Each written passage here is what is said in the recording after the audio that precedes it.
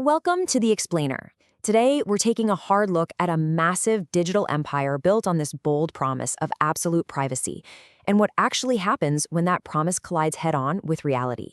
For years, millions of people around the globe just believed their conversations on Telegram were totally beyond the reach of governments, corporations, you name it. It was, widely seen as this ultimate sanctuary for free speech and truly secure communication. But recently, well, that supposedly impenetrable reputation has really started to crack. And it's revealing a technical reality that's a whole lot more complex and, honestly, maybe a lot less secure than most of us ever realized. Okay, let's dive right into this. I want you to stop for a second and think about your own digital privacy. Think about the assumptions you make every single time you hit send on a message. We often just download apps like Telegram, we see the flashy marketing about encryption, and we automatically assume our digital lives are locked up tight in a vault. But what if that sanctuary of free speech you put all your trust in never actually worked the way you thought it did? Today, we're going to challenge those assumptions.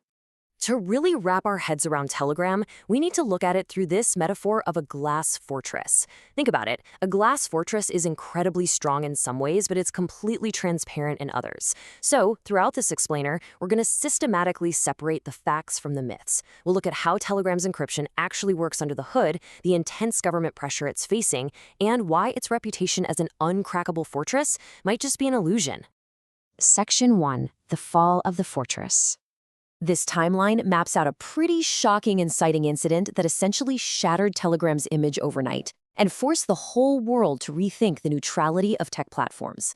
So, on August 24, 2024, Telegram's founder, Pavel Durov, lands his private jet at Le Bourget Airport just outside of Paris. Almost immediately, he's detained by French authorities.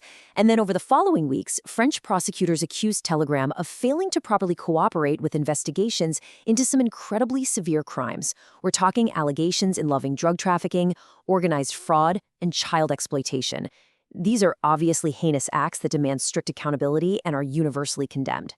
It's incredibly rare for the founder of a major tech platform to be held personally accountable like this for criminal activity facilitated on their app. Regardless of how these legal proceedings eventually shake out, this was a massive wake-up call for the entire tech world. Section 2. Who is Pavel Durov?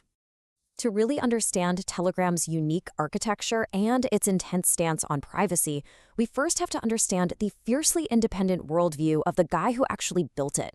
Pavel Durov is definitely not your typical Silicon Valley CEO.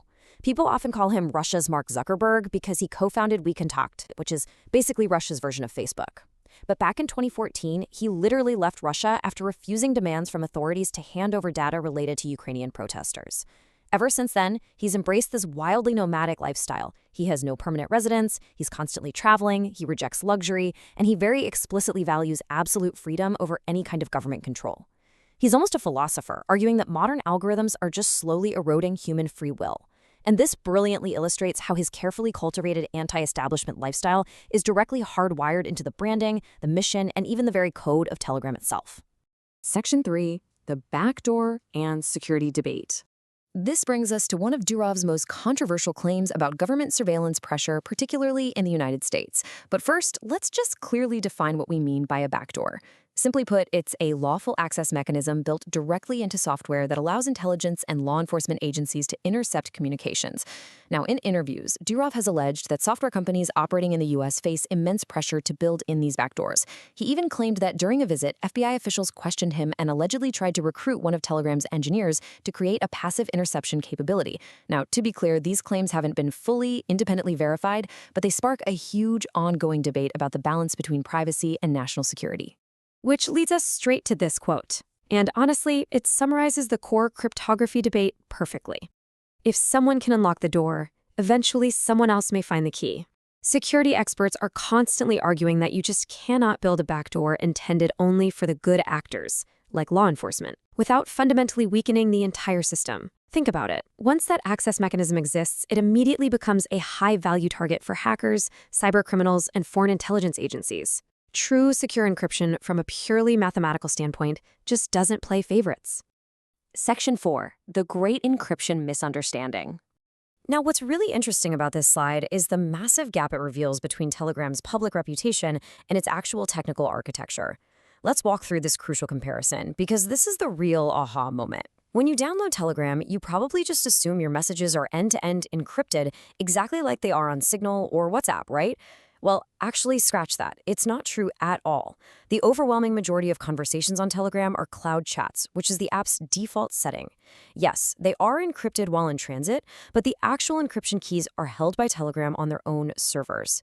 This is exactly what lets you sync your chats so seamlessly across your phone, your tablet, and your laptop, but it also means that technically speaking, Telegram is completely capable of accessing that message content. If you want true end-to-end encryption, where literally only you and the recipient hold the keys, you have to manually use secret chats. But here's the catch. Secret chats require manual activation, they only work between two specific devices, and they absolutely do not sync. So the absolute kicker here is that the main privacy feature Telegram is so famous for is something the vast majority of its users never even turn on. To add yet another layer to this whole thing, Telegram uses its own custom-built encryption protocol called MTProto.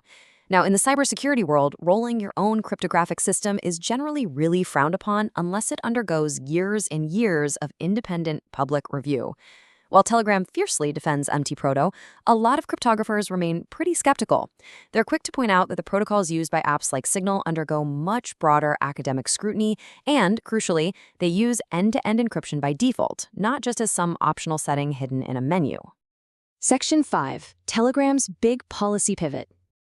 Okay, let's move on and see how this builds from technical theory into actual real-world policy fallout following Durov's arrest in France. Looking at the data here, before the arrest, Telegram's stance was pretty much to resist cooperating with valid criminal requests. But post-arrest, they made a major pivot. They announced they would actually start providing IP addresses and phone numbers to authorities in response to valid legal requests concerning criminal investigations. And you see a very similar trend with their transparency reports. They went from minimal compliance to a really dramatic increase in cooperating with law enforcement requests. Now, it's super important to note that Telegram isn't suddenly just handing over everyone's private messages. But still, adopting this more conventional compliance model, that represents a massive philosophical shift for a platform that literally built its entire identity around resisting government pressure. Section 6. Inside the Glass Fortress. Let's zoom out for a second now to look at the broader philosophical implications for your digital privacy.